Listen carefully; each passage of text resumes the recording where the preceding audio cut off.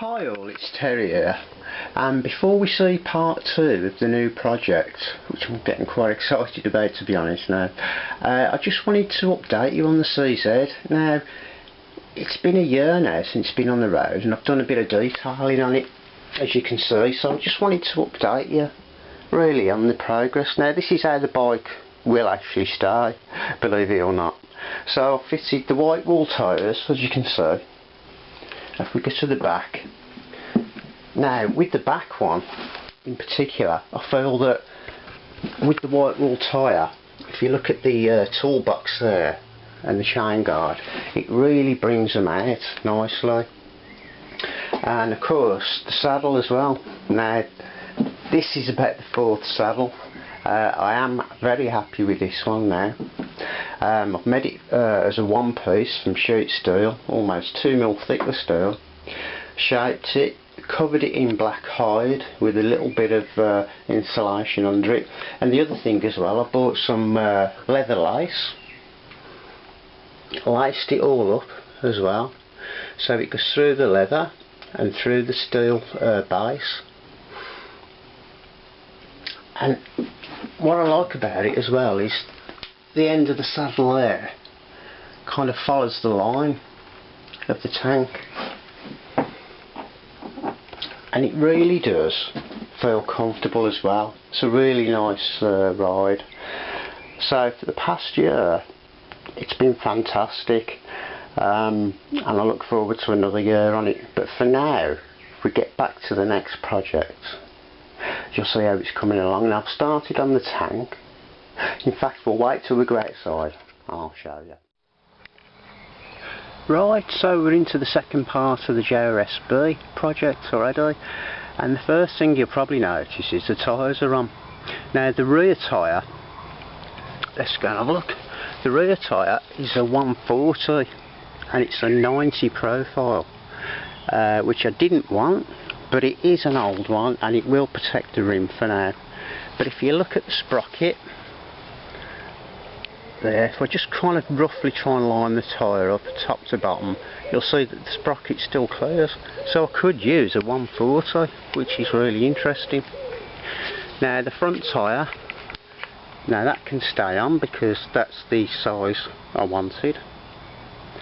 And the other thing is the rear mount, the rear bottom mount for the shock.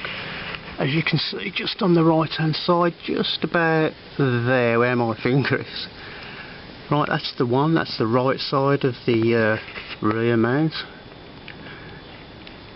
And obviously the left side,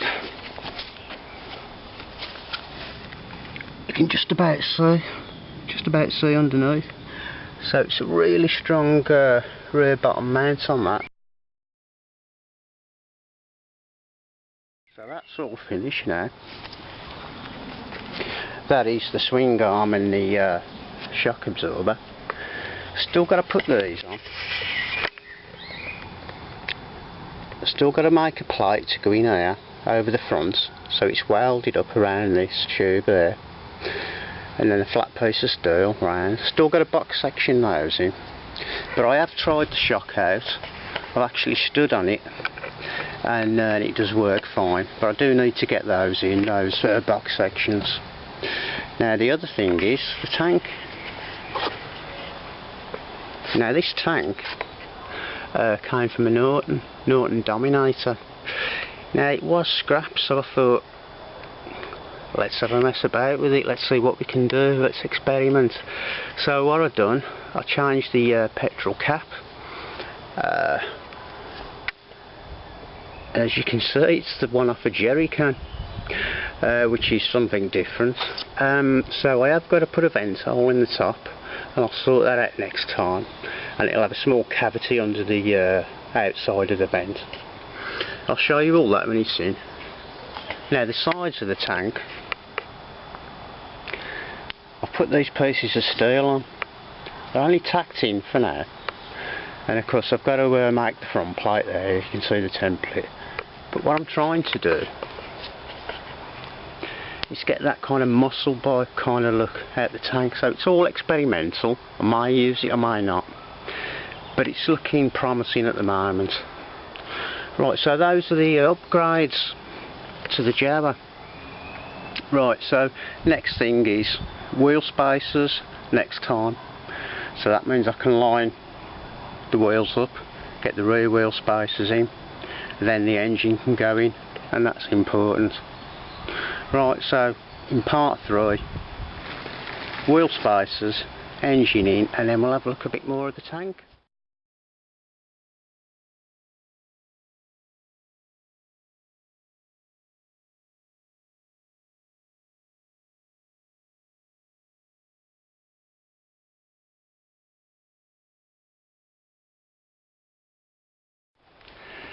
Right, I'll catch you in part 3. All the best.